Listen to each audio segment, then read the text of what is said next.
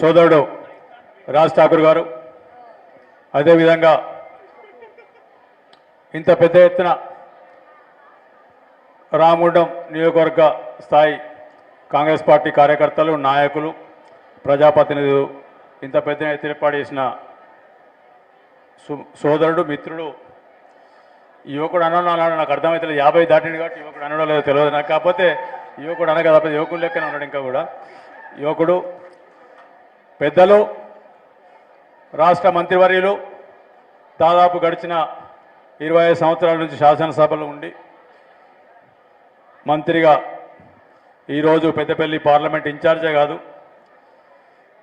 ఇక్కడ ఉన్న వాళ్ళు అందరూ చెప్తారు, గోదావరి ఇవతల పక్క అందరూ చెప్తారు, మమ్మల్ని అవతల పక్క కూడా మనం చూసుకోండి. కొంచెం మంత్రివర్యులు మమ్మల్ని ఈ పక్క చూసుకొని ఆ పక్క ఇచ్చిపెడితే ఇబ్బంది అవుతుంది. మళ్ళీ మంత్రివర్యులు పెద్దలు శ్రీధర్బాబు గారు, అదేవిధంగా శాసనసభ్యుడు మాజీ మంత్రివర్యులు పెద్ద బెల్లంపల్లి గడ్డ వినోద్ గారు, అదేవిధంగా మాజీ పార్లమెంటు సభ్యులు ప్రస్తుత చెన్నూరు శాసనసభ్యులు వివేక్ గారు, అదేవిధంగా సోదరుడు పెద్దపల్లి నియోజకవర్గ శాసనసభ్యుడు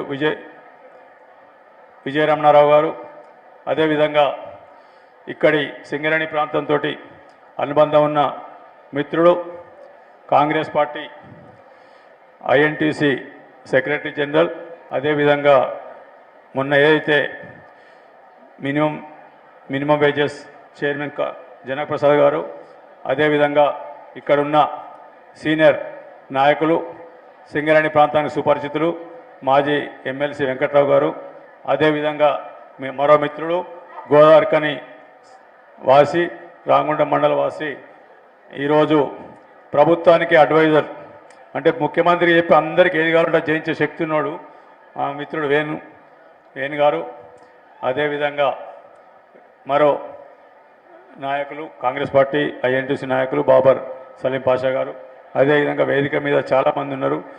ఇక్కడికి సంబంధించిన కాంగ్రెస్ పార్టీ నాయకులు, పట్టణాధ్యక్షులు, బ్లాక్ కమిటీ అధ్యక్షులు, అదేవిధంగా ప్రజాప్రతినిధులు, ఈ రామగుండం కార్పొరేషన్కి సంబంధించిన కార్పొరేటర్లు, అన్నిటికన్నా ప్రత్యేకంగా ఇంత పెద్ద ఎత్తున వచ్చిన పార్లమెంటు ఎన్నికల సందర్భంగా ఏర్పాటు చేసిన విస్తృత స్థాయి రామగుండం నియోజకవర్గ సమావేశానికి వచ్చిన కాంగ్రెస్ పార్టీ కార్యకర్తలు, నాయకులు, అక్కలు, చెల్లెలు అందరికీ పేరు పేరున ప్రతి ఒక్కరికి నమస్కరిస్తూ, ఈరోజు ఈ అన్ని చూసినాక ఒక్కటి అర్థమైపోయింది, వంశీ ఈ నామినేషన్ వేసిపోయి ఇంట్లో వంట గెలుస్తాడని గ్యారెంటీ అని ఏం సందేహం లేదు.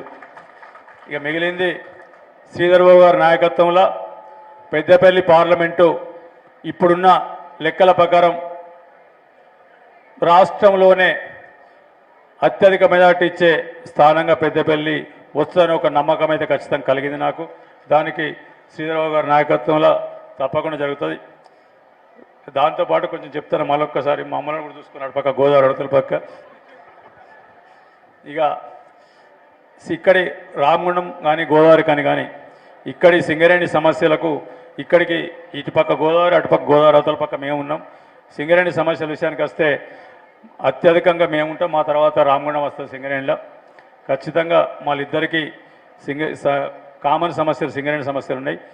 వేజ్ సమస్య కానీ, కాంట్రాక్ట్ లేబర్ కానీ, లేకపోతే ఓపెన్ కాస్ట్లు కానీ కొన్ని సమస్యలు ఆల్రెడీ మేము అక్కడ పరిష్కరించినాం.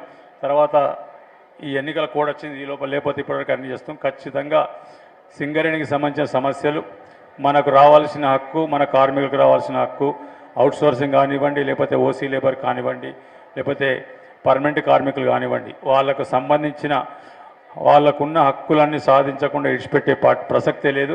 సింగరేణి యజమానాన్ని కూర్చున్నబెట్టి మాట్లాడి ఇటుపక్క రామగుండం ప్రాంతానికి కానీ, అటుపక్క మంచిర్యాల శ్రీరాంపూర్ ప్రాంతానికి కానీ, మిగతా మందమరి, చెన్నూరు, మందమరి, బెల్లంపల్లి ప్రాంతానికి కానీ సింగరేణికి సంబంధించిన సమస్యలన్నీ, కార్మికులకు సంబంధించిన సమస్యలన్నీ పరిష్కరించి సింగరేణిని ఈరోజు కాంగ్రెస్ పార్టీ ప్రభుత్వం వచ్చిన తర్వాత ఏదైతే సింగరేణి మంత్రి బట్టి విక్రమార్క గారు కానీ, శ్రీధరరావు గారు కానీ ప్రత్యేక శ్రద్ధ చూపించి ఈరోజు సింగరేణి సంస్థను అభివృద్ధి చేస్తే ఉద్యోగులు వస్తాయనే ఉద్దేశంతో సింగరేణి సంస్థకు వేరే కొత్త మైన్లు కూడా తీసుకురావడానికి ప్రోత్సహిస్తున్నారు.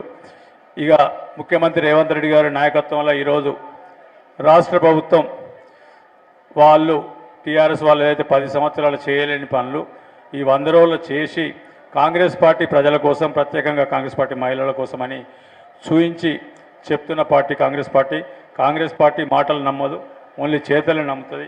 ఏదైతే ఎన్నికల ముందు వాగ్దానం చేసినామో దాంట్లో దాదాపు సగానికి ఎక్కువ ఈ 100 రోజుల లోపలనే సాధించి ప్రజలకు అందించే కార్యక్రమం చేసిన, ప్రజలకు అందుతున్నాయి, ఇలా కనబడుతున్నాయి. ఇక వాళ్ళు 10 ఏళ్ళ అధికారంలో ఉండి మేనిఫెస్టోలు పెట్టి ఒక్కటంటే ఒక్కటి చేయకుండా ఎన్నికల కన్నా 4 రోజుల ముందో లేకపోతే నెల ముందో 3 నెలల ముందో వచ్చి ఓ స్కీమ్ తెచ్చి మేం చేసినామని మాట్లాడే అధికారం అధికారం వాళ్ళకి లేదు. టీఆర్ఎస్ వాళ్ళు ఖచ్చితంగా వాళ్ళ ప్రజలు వాళ్ళని నమ్మే పరిస్థితి లేదు. ప్రజల స్పందన కోల్పోయింది కాబట్టి, ప్రజల మద్దతు కోల్పోయింది కాబట్టి అర్థం కాక ఇంత పార్లమెంట్ ఎలక్షన్ తర్వాత అసలు టీఆర్ఎస్ పార్టీని మర్చిపోతారేమో జనం అని చెప్పి ఏదో ఒకటి చేయాలని చెప్పి ఈ పంటల గురించి తిరుగుతాను. కరువు అనేది వాస్తవానికి కరువు వచ్చిన తర్వాత దానికి సంబంధించిన చర్యలు, దానికి సంబంధించిన ఏ రకంగా ఆ కరువుకు నివారించాలనే ఆలోచన లేకుండా చేసిన బాధ్యత మాజీ ముఖ్యమంత్రి కేసీఆర్ గారిది. ఎందుకంటే కరువు అనేది ఆయన సమయంలో వచ్చింది. వర్షాకాలం మేము కాంగ్రెస్ పార్టీ వచ్చినప్పుడు చలికాలం ఉన్నది, మాకు వర్షాకాలం ఆయన టైంలో ఉన్నది. ఈ రాష్ట్రంలో 42% వర్షపాతం తక్కువ అయినప్పుడు ఈ రాష్ట్రంలో కరువు వస్తుందనే అంచనా ఆయనకు ఉండాలి. అది ఇడిచిపెట్టేసి ఎన్నికల కోసం ఇక్కడ కాళేశ్వరం కానీ మేడిగడ్డ ఇక్కడ ఏం జరిగిందంటే ఆయనతో 23 టీఎంసీల నీళ్లు ఉంచితే ఆ మేడిగడ్డ అన్నారం తెగిపోతేమని చెప్పి భయపడి ఆ నీళ్ళని కిందికి ఇడిచిపెట్టి ఇవాళ కాంగ్రెస్ పార్టీ ఇడిచిపెడతాను చెప్తాను. అంత పశ్చాబద్ధం ఇంకోట్లేదు. డేట్లు ఉన్నాయి, రికార్డు ఉన్నది, ఎప్పుడు ఇడిచిపెట్టిన నీళ్లు స్పష్టంగా ఉన్నాయి. అవి విడిచిపెట్టకపోతే ఆయనతో ప్రాజెక్టులు పోతే ఇంత 39 సీట్లు వస్తాయో 39 సీట్లు 3 సీట్లు వస్తాయని భయపడి నీళ్ళని కిందికి వదిలిపెట్టి ఈ కార్యక్రమం చేసి మాకు బురదల ప్రయత్నం చేస్తున్నారు.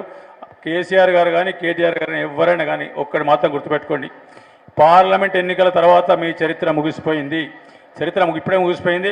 ఆయనతో పార్లమెంట్ ఎన్నికలు ఉన్నాయి కాబట్టి పార్లమెంట్ ఎన్నికలలో ఇవాళ టీఆర్ఎస్ పార్టీ ఖాతా తెలిసే పరిస్థితి లేదు, ఖాతా తెరవదు, వాళ్ళకు ఒక్క సీటు కూడా వచ్చే పరిస్థితి లేదు. ఇక మిగిలింది వాళ్ళ గురించి మా నాయకులందరూ చాలా మాట్లాడుతున్నారు. అనవసరంగా వాళ్ళ గురించి మాట్లాడి వాళ్ళు మర్చిపోయిన వాళ్ళు ప్రజలు ఇడిచిపెట్టినాక వాళ్ళని గుర్తు చేసినట్టు అవుతుంది. టీఆర్ఎస్ నుంచి ఎంత తక్కువ మాట్లాడితే అంత మంచిది. మనం ఇక వాళ్ళు చేసిన అవినీతి, రాచరిక వ్యవస్థ, కేసులు ఇవన్నీ అంటే కాంగ్రెస్ పార్టీ నాయకులు కార్యకర్తలు అనుభవించిన బాధలు నాకు తెలిసి ఏ పార్టీలు అనుభవించలే.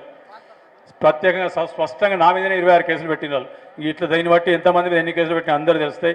ఈ కేసులు వాళ్ళు చేసిన అరాచకం అంత కాదు. అందుకే హద్దు మీరింది కాబట్టి ప్రజలు వాళ్ళ స్థానాన్ని వాళ్ళకు చూపించారు. ఇవాళ పార్లమెంట్ ఎన్నికల తర్వాత టీఆర్ఎస్ పార్టీలో ఉండేది 3 అనుకుంటున్నా. మామ, అల్లుడు, కొడుకు తప్ప ఇంకోరు ఉంటారని నేను అనుకోవడం లేదు. ఖచ్చితంగా ఆ పార్టీ వాళ్ళకు నమ్మకమైంది. ఆ టీఆర్ఎస్ పార్టీ ఎమ్మెల్యేలు కూడా ఏమనుకుంటారంటే సరే కాంగ్రెస్ పార్టీ అధికారంలోకి వచ్చింది, మంచిదైంది, మేము అందరం జైలుకి వెళ్ళి బయటకు వచ్చినట్టు అయిపోయింది, జైలుకి వెళ్ళి బయటకు వచ్చి గాలి పీల్చుకున్నట్టు సంతోషంగా ఉన్న వాళ్ళు మేమెవరం పిలిస్తలేమేదో మా ఎమ్మెల్యేలు మార్చుకుంటారు. మీ లెక్క మేము ఎమ్మెల్యేల దగ్గరికి ఎవరికి ఇవ్వలే, మేము ఎవరిని ప్యాకేజీలు ఇవ్వలే, ఎవరితో మాట్లాడలే. వాళ్ళు ఒక జైలుకి వెళ్ళి బయటకు వచ్చిన ఒక ఆనందంతో గాలి పీల్చుకుంటారు బయట అని చెప్పి కాంగ్రెస్ పార్టీ పోతే ఎంతో మాకు గౌరవం ఉంటుంది.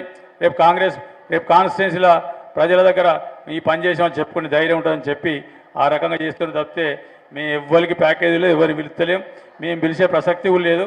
మా కాంగ్రెస్ పార్టీ సిద్ధాంతాలు నచ్చే వస్తున్న తప్పితే దేని చేయడం లేదు. ఇక ముఖ్యంగా రాజ్ ఠాకూర్ ఈ గడిచిన 100 రోజుల నుంచి ఇప్పుడే విజయ్ చెప్పిండు కానీ పవర్ ప్రాజెక్టు అని ఇచ్చిపెడతలేడు. ఆ పవర్ ప్రాజెక్ట్ ఏడికి తీసుకొచ్చిందంటే నన్ను జబర్దస్త్ ఆదిన రాత్రి 2:30-3 గంటలకు కావాలి కూర్చునబెట్టి ఆడ పోతా నిద్రస్తుందంటే పోనీయకుండా కూర్చునబెట్టి చెప్పిండు, ఒప్పించిండు.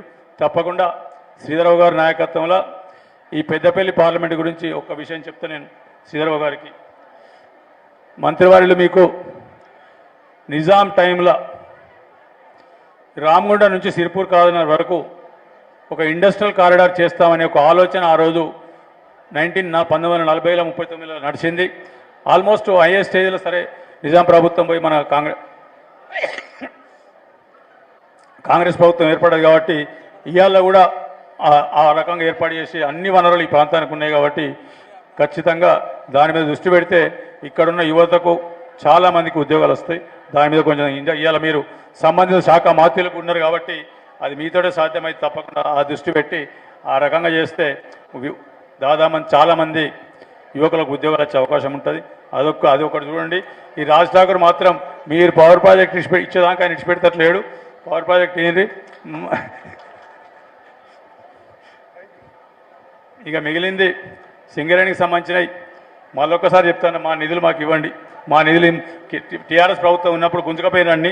మా ప్రాంత నిధులు మాకు ఈ నివలయాలకు ఇస్తే మేము ప్రశాంతంగా మా ప్రజలతోటి ఉన్న ఏళ్ళని చేయించుకుంటే బతాం. అదొక్కసారి ప్రభుత్వంలో చెప్పి మాకు ఇప్పేయండి అంతే. మాకు ఏ వేరే కొత్తగా అవసరం లేదు. ఈ అవకాశం ఇచ్చిన మిత్రుడు సోదరుడు రాజ్ ఠాకూర్కు మరొకసారి ప్రత్యేక ధన్యవాదాలు కృతజ్ఞత తెలియజేస్తూ పెద్ద కార్యక్రమం ఏర్పడేసేందుకు అది అయ్యో మర్చిపోయింది సారీ. అసలు మీటింగ్ కర్త కర్మకి అయినా అభ్యర్థి ఈయననే మర్చిపోయి మిగతా అంతా చెప్పేసిన. ఈ యువకుడు విద్యాధికుడు పెద్దలు కీర్తిశేషులు వెంకటస్వామి గారి మనమడు, చెన్నూరు శాసనసభ్యుడు వివేక్ గారి కుమారుడు వంశీకృష్ణ గారిని అందరం 7 శాసనసభ్యులు 6 శాసనసభ్యుల మంత్రి గారు కలిసి బలపరిచి ఖచ్చితంగా పెద్ద ఎత్తున పెద్ద మెజార్టీతో గెలిపించడానికి సిద్ధమైన. ఇంత మీటింగ్ మొదలుపెట్టినప్పుడు చెప్పిన మాట్లాడినప్పుడే ఖచ్చితంగా శ్రీధర్ బాబు గారి నాయకత్వంలో ఈ పెద్దపల్లి నియోజకవర్గంలో నాకు తెలిసి రాష్ట్రంలో అత్యధిక మెజార్టీ నెంబర్ 1 మెజార్టీ ఇస్తే పెద్దపల్లి వస్తాను ఒక నమ్మకం అయితే ఉన్నది మాకు. ఖచ్చితంగా ఆ దిశగానే అడుగులు పడుతున్నాయి. కాబట్టి ఇంతకుముందు విజయ్ చెప్పిండు రాజ్ ఠాకూర్కి 55,000 వచ్చిన 60,000 రావాలని. వస్తాయని అనుకుంటున్న 60,000 తప్పకుండా. వంశీకృష్ణ తప్పకుండా అందరూ పెద్ద ఎత్తున గెలిపించాలి. ఆయనను ఎందుకు మర్చిపోలే కానీ లాస్ట్కి అయితే అందరికీ ఒక 5 నిమిషాలు చెప్పొచ్చని కొంచెం ఒప్పుగా చెప్పి అందుకోసం చెప్పిన. వంశీ గారిని పెద్ద ఎత్తున గెలిపాయని చెప్తే అవకాశం ఇచ్చిన మరొకసారి రాజ్ ఠాకూర్కు ఈ రామగుండం నియోజకవర్గ కాంగ్రెస్ పార్టీ కార్యకర్తలకు, నాయకులకు, పార్టీ అనుబంధ నాయకులకు, ప్రజలందరికీ పేరు పేరున ప్రతి ఒక్కరికి ధన్యవాదాలు, కృతజ్ఞతలు. థ్యాంక్ యూ అన్న, థ్యాంక్ యూ.